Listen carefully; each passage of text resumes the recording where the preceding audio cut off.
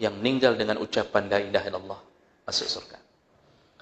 Fadilah berikutnya, yaitu orang-orang yang yakin selama hidupnya dengan kalimah tauhid la ilaha illallah dipastikan masuk surga. Tadi fadilah bagi yang meninggal terucap la ilaha illallah.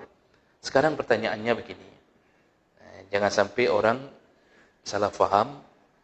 Jadi ada pemahaman yang ucap la ilaha illallah waktu meninggal masuk surga. Pemahamannya, kalau tidak ucap berarti masuk neraka. Itu yang difikir oleh sebagian orang. Jadi yang ucap la ilaha illallah ketika meninggal masuk surga. Sehingga orang nanya, siapa pun meninggal dia tanya, nah kamu ucap? Ada dia ucap. Istrinya mengatakan dengan malu-malu, nah tapi sebelum meninggal, 2 orang sebelum meninggal nak ucapnya. Katanya. Lalu orang ini mengatakan kapalo. Sudah palo. Kapalo apa bahasa Indonesia? Kata dia, aduh, seharusnya ngucap.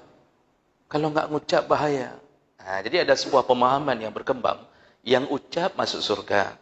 Yang tidak ucap neraka. Begitu pemahaman yang berkembang. Nah ini perlu diklarifikasi, Pak. Itu yang ucap kalimah la ilaha illallah ketika sebelum meninggal, itu fadilah. Kelebihan bagi dia, itu jaminan surga. Apakah yang tidak ucap neraka? Apakah bunyi hadis Nabi menyebutkan barang siapa yang tidak mengucapkan la ilaha illallah neraka? Adakah begitu bunyinya? Tidak. Nabi hanya menyebutkan yang mengucap la ilaha illallah di akhir kalam sebelum meninggal surga. Tidak dikatakan oleh Nabi yang tidak ucap wajib neraka. Makanya ini fadilah yang mau kita bilang berikutnya. Ada kalanya orang waktu meninggal enggak terucap. Kadang-kadang kita meninggal, Pak. Lagi bawa mobil, jatuh pohon kayu dari atas. Langsung meninggal di situ. Enggak sempat ngomong apa-apa. Mana sempat ucap? Ada yang meninggal langsung COVID. Mana sempat ucap? Macam-macam orang meninggal. Jadi enggak sempat ucap. Neraka kah? Tidak. Namun lihat masa hidupnya. Di sini fadilah ini berbicara yang di masa hidupnya hidup dengan kalimah la ilaha illallah dan meyakini semua maksud dari la ilaha illallah. Tiada Tuhan yang berhak disembah, tiada Tuhan yang dia jadikan sebagai sumber pertolongan kecuali Allah. Dia hidupnya yakin dengan itu. Semua perintah Allah dia yakin berujung surga. Semua ancaman Allah dia yakin berujung ke neraka. Dia begitu yakin masa hidupnya, namun tidak terucap. Nah, keyakinan di masa hidup itu pun bisa membuat orang masuk surga. Kecuali terucap kalimat maksiat. Nah, itu baru kemungkinan neraka. Keyakinan ini yang perlu dibangun selama hidup. Allah menyebutkan dalam surat Al-Hujurat ayat 15. Innamal mu'minuna alladhina amanu billahi wa rasulihi summa lam yartabu wajahadu bi amwalihim wa anfusihim fi sabilillah ulaika humus sadiqun, kata Allah. Orang-orang yang beriman. Lalu kemudian mereka, orang-orang yang beriman kepada Allah dan Rasul. Lalu kemudian mereka tidak ragu sedikit pun. Lam yartabu. Tidak ragu sedikit pun. Dan mereka berjuang di jalan Allah dengan harta mereka, dengan jiwa mereka. Ulaika humus sadiqun. Mereka lah orang-orang yang benar yakin. Jadi yakin itu muncul dilihat dari aplikasi kita hidup. Kenapa di antara bapa ada yang mau mewakafkan harta untuk masjid? Apa indikator mewakafkan itu apa? Kalau kita tanya, kenapa bapak mau wakafkan harta? Jawabannya saya berharap dari Allah. Berarti dia yakin bahwa yang dia wakafkan itu akan muncul kembali di akhirat. Berarti dia yakin akan adanya hari kiamat. Dia yakin akan adanya hari hisab. Dia yakin pahalanya tidak dihilangkan Allah. Dia yakin dia akan menemukan surga Allah. Keyakinan itu berbuah pada perbuatan. Makanya orang-orang yang hari ini berjamaah ditanya, kenapa berjamaah? Saya berharap dari Allah. Tapi kalau dia ditanya kenapa berjamaah, diusir istri. Berarti minta surga sama isteri. Keyakinan ini Pak, yang membuat orang habis harta 25 juta, umrah, kemudian daftar lagi haji, ini sambil menunggu haji, habis hartanya. Keyakinan kepada kalimah ini, iman kepada tauhid kepada Allah inilah yang membuat orang hari ini tidak ragu-ragu untuk berjuang. Dia bela agama, itu disebut dengan yakin. Berarti dia yakin. Orang sedekah itu, kenapa disebut sedekah? Itu dari kalimat sedekah yasduku. Asal dasar kalimatnya adalah jujur. Kejujuran iman itu terbukti melalui sedekah. Kejujuran iman terbukti melalui sedekah. Kalau cuma mengaku beriman, enggak berani sedekah, berarti dia belum jujur imannya. Maka disebutlah sedekah. Makanya orang-orang yang salat jamaah tapi kriat, liat, maja'id, itu belum tentu imannya benar. Kok bisa orang beriman yang salah satu dorongan orang masuk surga paling mudah adalah sedekah? Kenapa orang beriman bisa jadi pelit? Itu aneh. Kok pelit untuk agama? Itu menjadi sebuah keanehan. Maka itu yakin, kata Allah. Itulah yakin, berjuang dengan harta, berjuang dengan jiwa. Nah, orang yang punya keyakinan terhadap Allah, terhadap kebesaran, terhadap semua kekuasaan Allah, itu kan manifestasinya dengan iman, dan iman salah satunya melalui lisan. Maka terucaplah dalam dirinya, dalam mulutnya kalimah la ilaha illallah. Orang ini pulang nanti tiada keraguan di hatinya, maka dijamin dia pun mendapat surga, walaupun waktu meninggal tidak terucap. Ada hadis-hadis yang begitu menakjubkan. Yang hadis ini menunjukkan ada rahasia-rahasia dari Nabi yang diberitakan kepada sahabat tentang begitu dahsyatnya kalimah la ilaha illallah di akhirat nanti dalam urusan pilihan menuju ke surga Allah. Di antaranya hadis riwayat Muslim dari Abu Hurairah radhiyallahu anhu. Saya persingkat. Jadi ceritanya Abu Hurairah mengatakan kami ketika perang Tabuk, pulang dari perang Tabuk, itu persediaan makanan sudah menipis. Ini saya ringkas bunyi hadis karena panjang sekali hadisnya. Sudah menipis, kata Abu Hurairah. Lalu salah seorang di antara kami memohon izin kepada Rasulullah. Ya Rasulullah, bolehkah kami menyembelih unta kami? Artinya yang kami bawa waktu mau perang. Ya waktu perang, dibawa jadi kenderaan. Karena makanan sudah tidak ada nih. Tinggal sedikit lagi. Boleh kami menyembelih unta kami, kenderaan kami sendiri? Ya, agar kita bisa makan lagi. Karena belum sampai ke Madinah, kita pulang ini. Dan minyaknya bisa kita gunakan untuk melapisi kulit. Jangan terlalu terbakar kulit di tengah padang pasir. Rasulullah mengatakan, silakan. Lalu baru dibilang silakan, kemudian Umar mendekati Nabi. Lalu mengusulkan, ya Rasulullah, kalau kita sembelih unta kita, saya takut akan memperlambat jalan pulangnya kita. Kita tidak ada unta lagi untuk kenderaan. Kalau satu-satu kita sembelih satu-satu, sedangkan Madinah masih jauh. Jadi ya Rasulullah, kalau bisa, kata Umar, kalau bisa, bolehkah kami kumpulkan sisa-sisa makanan yang tersisa sedikit-sedikit di antara kami, lalu engkau doakanlah makanan itu. Semoga jadi keberkahan agar kita sampai ke Madinah dengan makanan yang masih banyak. Umar meminta itu karena yakin ini seorang Nabi ini, mukjizatnya dahsyat nih. Dan pernah terjadi kan dari hadis Jabir bin Abdullah waktu perang Khandaq yang Rasulullah diundang oleh Jabir untuk makan bersama 2 orang atau 3 orang saja, kata Jabir. Lalu Rasulullah memberi pengumuman untuk 1000 orang. Kata Rasulullah, sedang gali parit di perang Khandaq. Kata Rasulullah, semuanya dengarkan. Nanti duhur, ba'da duhur kita semua diundang makan siang di rumah Jabir. Terkejut Jabir. Diundang cuma 3, tapi Rasulullah undang semua. Lalu Rasulullah melihat wajah yang aneh di muka Jabir, seperti tidak siap begitu. Kata Rasulullah, tenang saja. Nanti sebelum masak, panggil. Hampir-hampir masak masakannya, panggil saya. Dipanggil oleh Jabir. Nah, Rasulullah meludahi. Meludahi itu diperuh-peruh, bukan diludahi, dikeluarkan ludah betul-betul, Pak. Puh-puh begitu saja. diludahi ke dalam kuah kari kambing, kalau dibuat kari di masa itu, kemudian diludahi ke dalam rice cooker, tempat menanak gandum. Jangan bayangkan rice cooker benaran. Tapi begitu kerja Rasulullah. Lalu datanglah orang 1000 orang yang menggali parit, semua makan. Semua makan.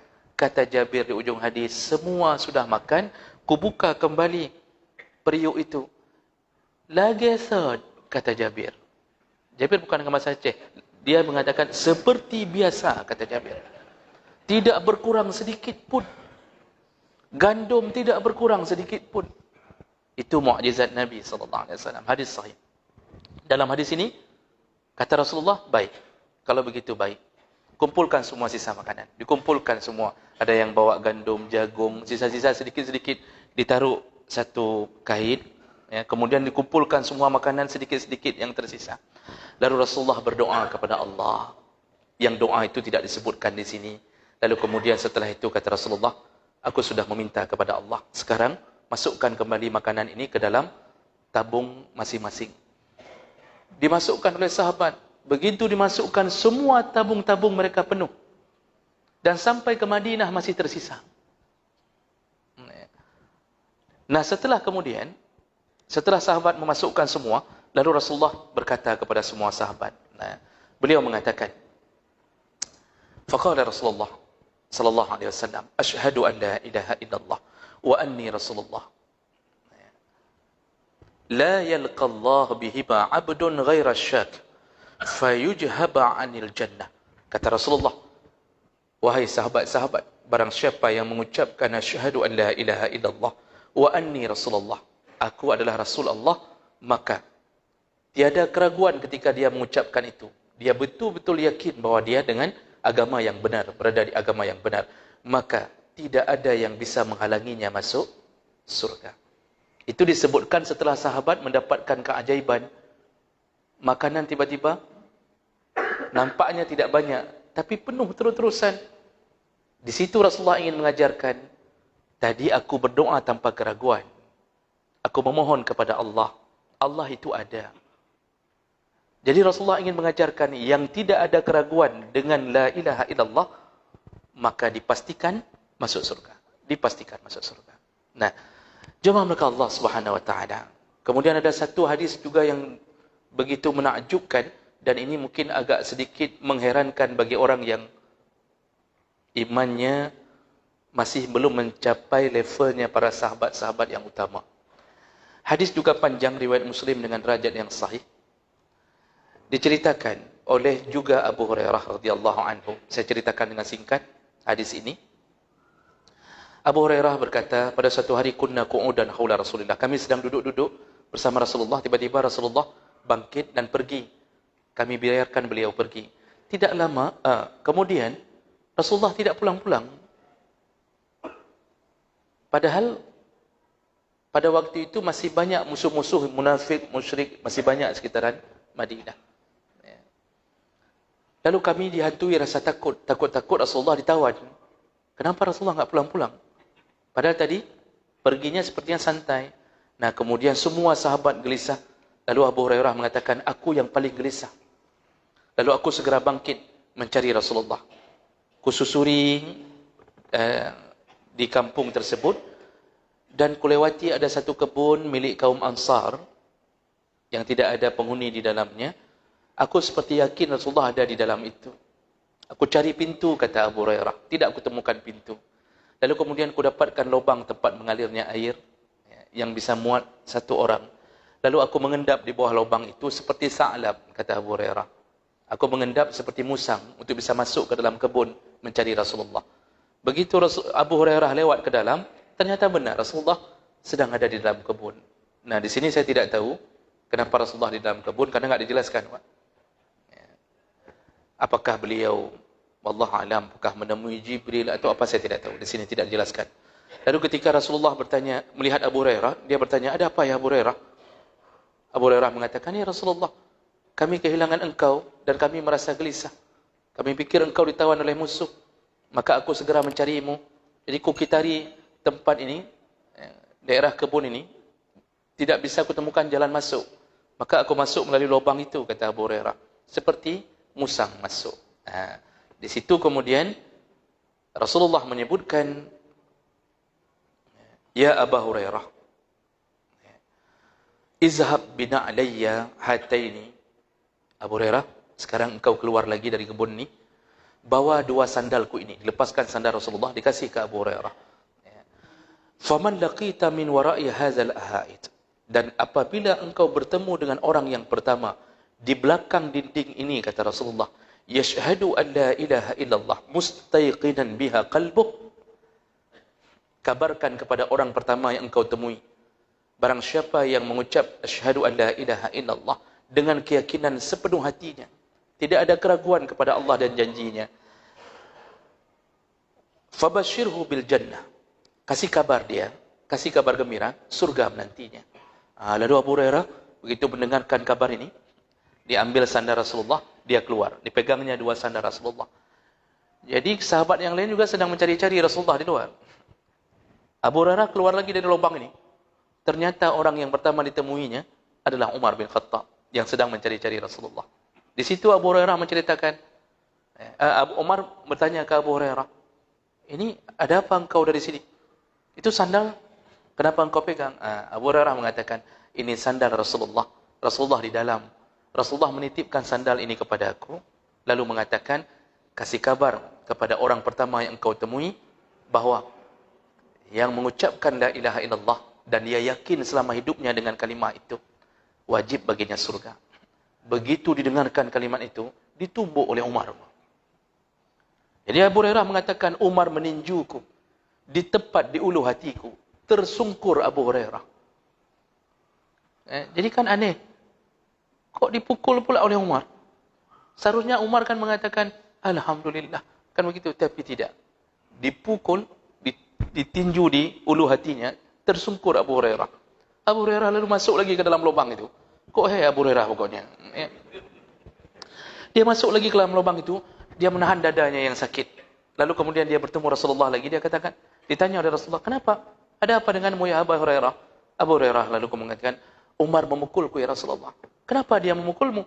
Lalu kemudian Rasulullah pun ikut keluar, bertemu dengan Umar. Dia tanya, Umar, kenapa engkau memukul Abu Hurairah? Kata Umar, dia tadi mengatakan bahawa yang mengucap kalimah la ilaha illallah dengan yakin wajib masuk surga. Maka aku pukul dia.